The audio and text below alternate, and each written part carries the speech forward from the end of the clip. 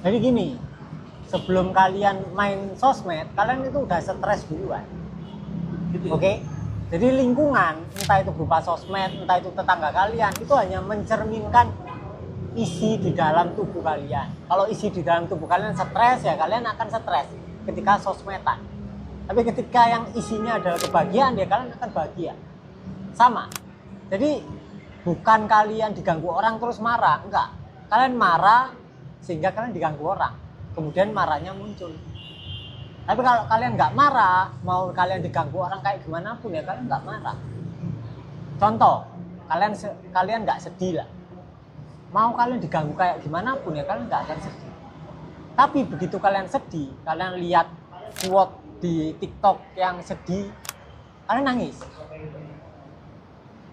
Jadi bukan masalah teknologi ataupun masyarakat sekitar, bukan tentang dunia eksternal, tapi ini internal kalian. Respon kita itu ya. Bukan respon, isi. Nah, justru kondisi sekitar itu merespon isi kalian, merespon kondisi internal kalian. Kalau kondisi internal kalian itu penuh kesedihan, ya akan menyesuaikan.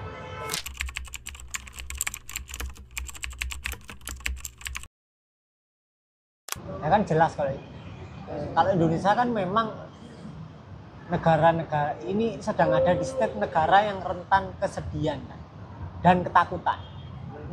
Ketika orang takut, dia bisa dikontrol. Ya kan? Ya. Kalau orang itu berani, dia nggak bisa dikontrol. Makanya banyak pemimpin organisasi pasti ya menyebarkan ketakutan ke masyarakat. Ketika masyarakat takut, bisa dikontrol. Nah,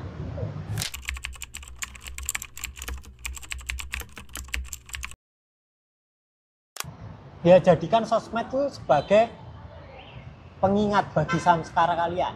Kalau misal kalian lihat sosmed, kok munculnya sedih, ya udah dirasakan sedihnya.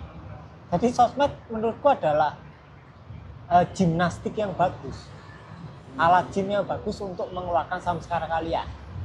Contoh, kalau kalian punya rasa kekurangan, kalian lihat di TikTok orang nyupir mobil, kalian rasanya pasti nggak nyaman. Ya kan? Tapi kalau kalian merasa melimpah, kalian lihat orang nyetir mobil, ya mungkin kalian biasa aja atau kalian bahagia.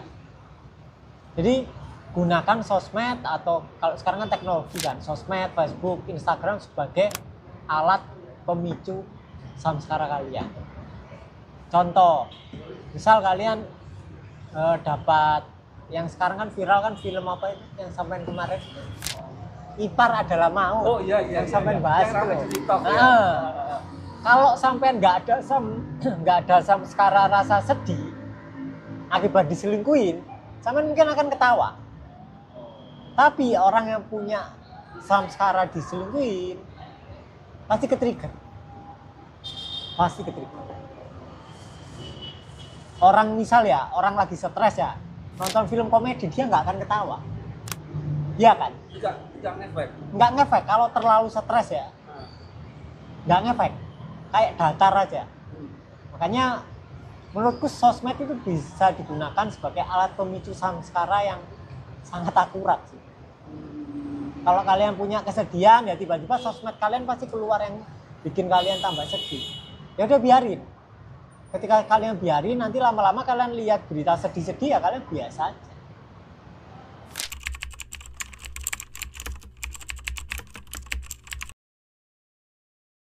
Intinya gini, kepala itu pasti akan membela salah satu. Ya kan? Kan itu dualitas kan? Iya. Ada dua sisi, pasti Ya. kepala kan berusaha membela salah satu. Entah yang jahat atau yang benar. Kalau temennya, misal Om Bari kebetulan temennya yang jual es teh, ya pasti Om Bari belani yang jual es teh. Kalau Om Bari temennya yang Pak Ustadz, ya pasti belani Pak Ustadz. Terus gitu-gitu aja. Iya. Tapi ketika kalian benar-benar netral, bisa menyaksikan pikiran kalian, ya kalian nggak akan belani siapa-siapa. Tidak tersebut. Nong itu cuma skenario doang kan, drama kan. Iya. Contoh lah, kalian lagi nonton bioskop. Di bioskop kan pasti ada sosok yang jadi villain, ada yang jadi lakon utama. Kalau kalian di bioskop itu bisa sadar, kalian nggak akan membela tokoh utamanya, kalian akan biasa aja. Tapi begitu kalian masuk ke dalam ceritanya, kalian pasti membela salah satu. Intinya ketika kalian membela salah satu, berarti kalian sedang larut ke dalam pikiran kalian. Entah terlepas yang kalian bela benar atau salah. Oke? Karena benar dan salah adalah relatif. Dari sudut pandang yang A mungkin terlihat benar. Dari sudut pandang yang lain terlihat salah. Relatif.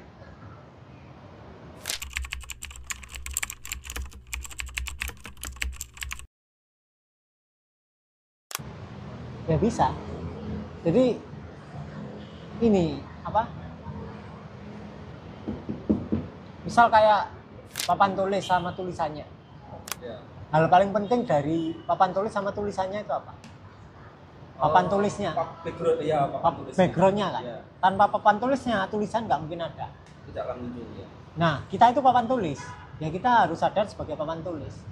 Tapi kalau kita di awal sudah salah, kita mengira ada tulisan, ya ruwet, nggak mungkin bahagia. Jadi lighting in di sini adalah bertujuan untuk membuat kalian hadir sebagai kesadaran. Ketika kalian hadir sebagai kesadaran dan bukan sebagai individu manusia, ya udah selesai. Otomatis kalian hidupnya akan bahagia dan otomatis cerminan kehidupannya akan baik-baik saja. Kalaupun terjadi dualitas tidak baik, ya kalian akan tetap menganggapnya baik. Tidak terjebak. Tidak terjebak. Misal contoh, kalian sudah sadar. Kalian sadar nih. Kemudian tahun berikutnya kalian difitnah orang. Kalian nggak akan merasa yang kayak gimana-gimana, biasa aja. Ya kayak cuma aliran, ya udah dibiarin. Kalian nggak merasa sakit hati, nggak merasa ini sebagai skenario buruk. Kalian mungkin cuma paling pol ya, kalian cuma akan merasa oh ini cuma sebagai batu loncatan. Wes gitu doang. Tapi kalau kalian teridentifikasi sama pikiran dan perasaan, ya kalian akan menderita. Menganggap kalau skenario itu abadi. Kalian difitnah itu abadi. Padahal kan cuma lewat doang. Iya, betul. Cuma bentar kan. Hanya tayangan. Hanya tayangan. Jadi nggak serta-merta kalian tercerahkan terus kalian terbebas dari polaritas. Nggak mungkin. Kalian mungkin suatu saat ya tetap akan mengalami apa yang dijudge oleh masyarakat sebagai negatif. Tapi kalian nggak menganggap itu negatif lagi. Dan kalian tetap bahagia. Di situ kehidupan kalian akan lebih baik lagi, dan lebih baik. Selebih baik apapun pasti ada Yang tidak turunnya. Kan naik turun kayak ombak. Tapi turunnya itu nggak mungkin sampai jojol ke bawah. ya. Ya jadi itu ya teman-teman lighting in jadi sangat membantu sekali jika teman-teman menghadapi apapun yang saat ini teman-teman hadapi. Jadi di sana nanti diajarin sama Mas Diko bagaimana ketika kita menghadapi emosi, kemudian menghadapi pikiran, kemudian pola yang berulang, sering begitu. Nanti akan diajarin dalam workshopnya selama 2 hari. Nah, untuk teman-teman yang masih mau bertanya, itu silahkan tulis saja di komen. Nanti akan saya baca satu persatu. Setelah itu kalau ada waktu Mas Riko, saya buatin videonya seperti ini. Oke, sampai jumpa lagi di video selanjutnya. Terima kasih Mas Riko. Siap. Dadah.